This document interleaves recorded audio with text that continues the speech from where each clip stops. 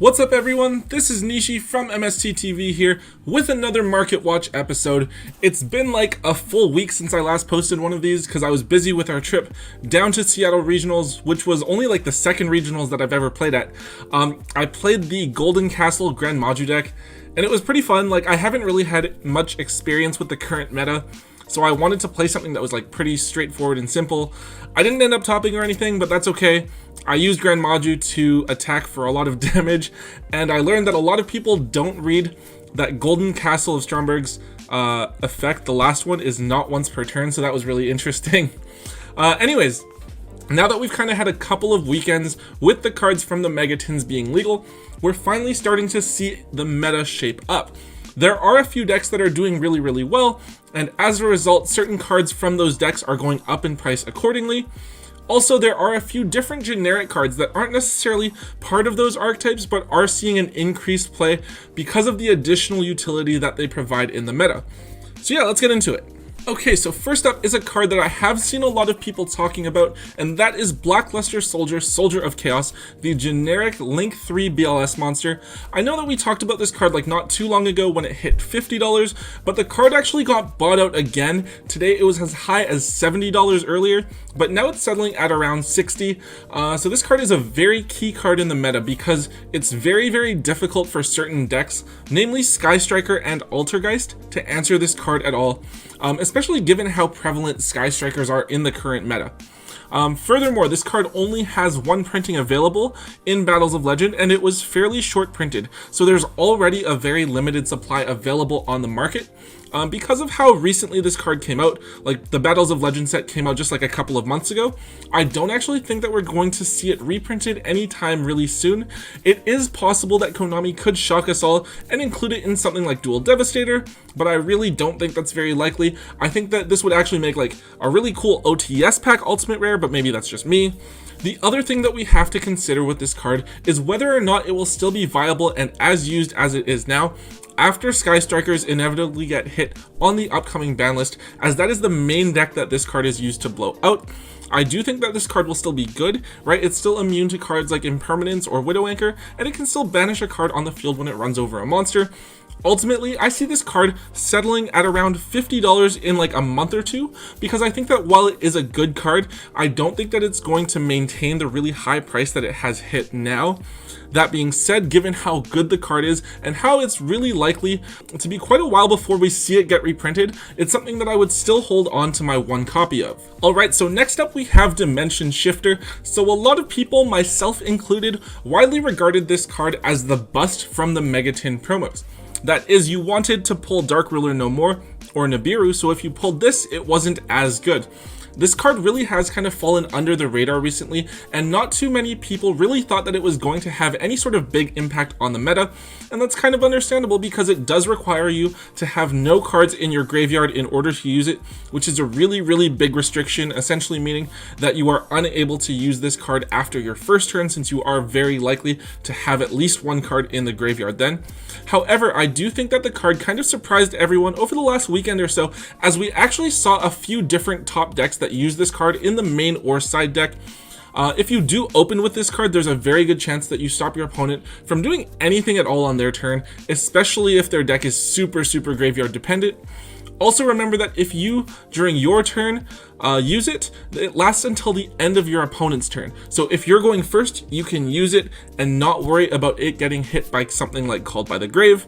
If you can get over the fact that it is a late game brick, it's something that you might want to consider using, especially if you play cards that require discards like Twin Twisters.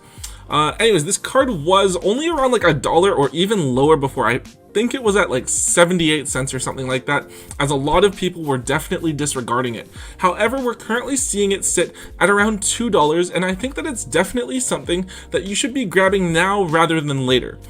It's not necessarily going to be a $20 card or anything, but I do believe that there's a very decent chance that we can see its price increase to around the prices of Dark Ruler No More and Nibiru, and I could very easily see this card hitting around the $4 to $5 price point. Alright, so now let's talk about Galatea, specifically the Ultimate Rare version.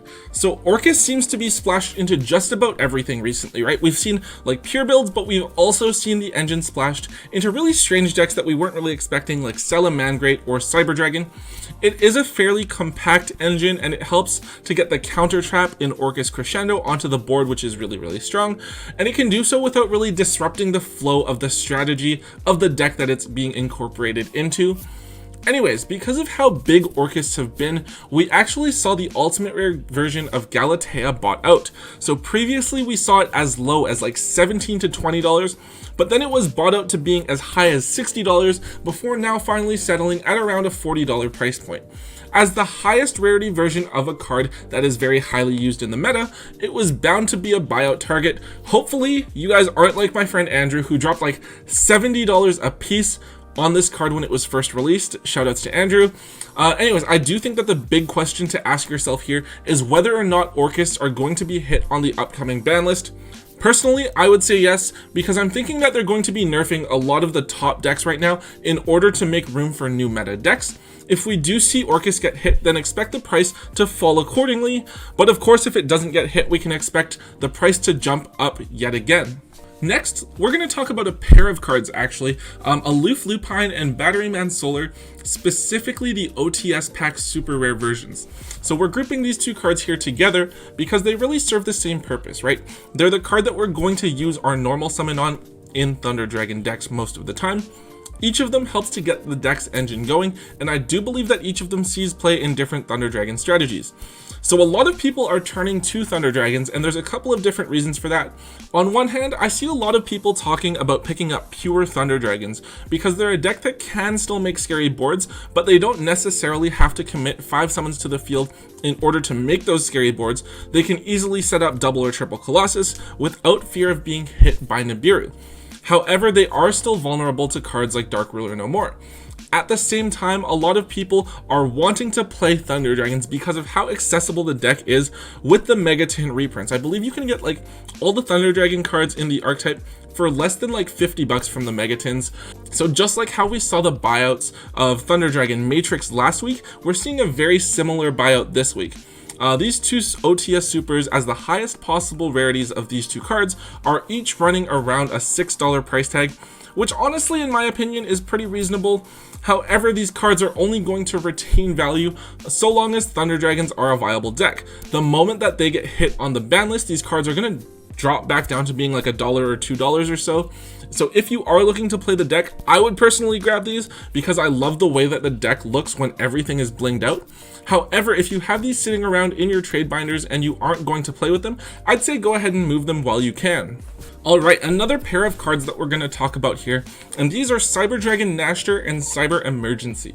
So I actually talked about these cards a while ago, and I said that these would go up in price after the Megatons dropped, as more and more people would look to pick up Cyber Dragons as a viable rogue deck that isn't likely to be hit on the upcoming ban list. Well, here we are a couple of months later, and I believe that my predictions were correct. We're actually now seeing Nashter at around $8, whereas it was $5 before, and Emergency at around $34 to $35, whereas it was $25 before. This deck is quite strong, and it's really scary to play against. I actually died to it playing at locals on Sunday, so I kind of like experienced that firsthand. Anyways, I do think that Cyber Emergency is a card that is going to be reprinted within the next couple of months or so, as it has been out for more than a year without a reprint. I would definitely expect that when that reprint does come, then Nashter will be bought out shortly soon after. But yeah, we've seen Cyber Dragons doing relatively well over the last weekend, right? Like, I think it's largely because now people have more access to the cards, combined with the fact that people are beginning to innovate and combine different cards in with the strategy. Something like Chimera Tech Mega Fleet Dragon is still like a really strong card because it can eliminate any monster that's in the other extra monster zone. So yeah, if you do have the Emergency and the Nashters, I would definitely recommend picking up the cheap Cyber Dragon cards from the Megatons and maybe considering play the deck or moving it if not. If you don't have them, I'd probably hold off for now until we at least get Emergency reprinted, since I personally wouldn't want you guys to drop $100 for a playset of a card that's likely going to be reprinted soon. Next up, we have Paleozoic Dynamiscus, which is a card that I believe we talked about way back when it was only a $2 to $3 card. Well, apparently yesterday someone decided to buy this card out, and we're currently seeing it at around $10 for the cheapest possible copy of a super rare version on TCG Player. This card actually saw play over the weekend, not in Paleozoic, but in Thunder Dragon, as it helps to out certain problem cards, as well as allow you to discard a card into the graveyard. This card can hit anything that's face up, so really notable targets to banish would be things like Thunder Dragon Colossus, multi-roll, or continuous floodgates like There Can Only Be One.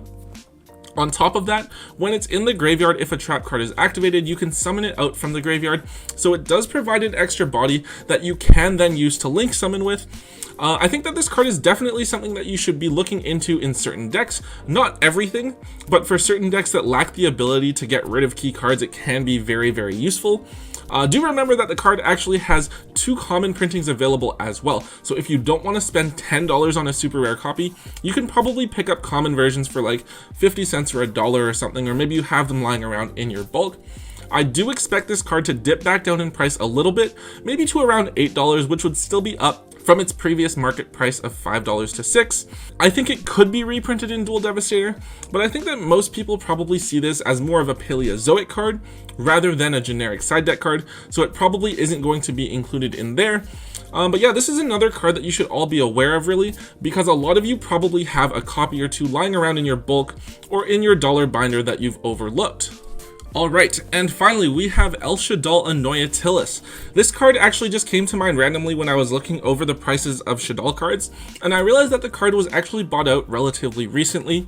So as a secret rare Shaddoll monster with only 1 available printing, this card has always been about like $8 to $10, maybe $12. However, on TCG Player at the moment, we're currently seeing a market price of $14 and a lowest available price of $20, with very few quantities available on the market. So this happens every now and then as people buy out copies of cards from archetypes with new support coming that haven't been reprinted yet, and they hope that the hype around the deck will encourage people to buy the card at an inflated price.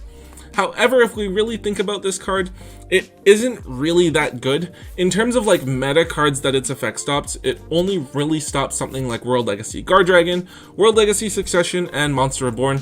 No one's really playing anything like Call of the Haunted or Oasis of Dragon Souls at the moment, and it doesn't stop monsters that bring back monsters from the graveyard, so it doesn't work on Red Eyes Darkness Metal Dragon or Guardragon Pisty.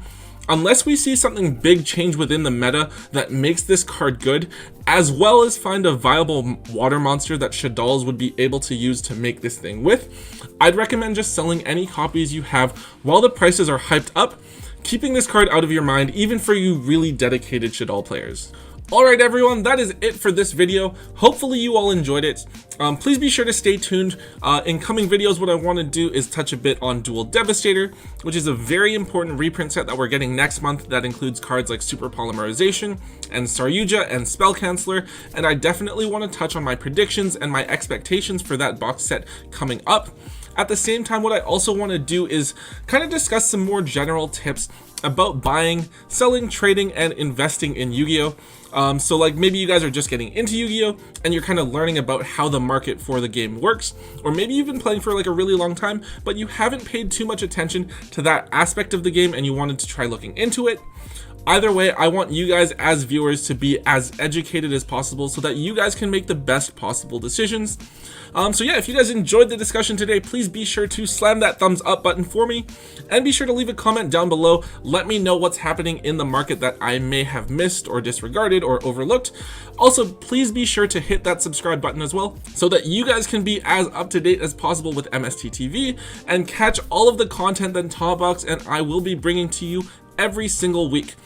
So yeah, until next time, don't forget to hold on to your MST.TV.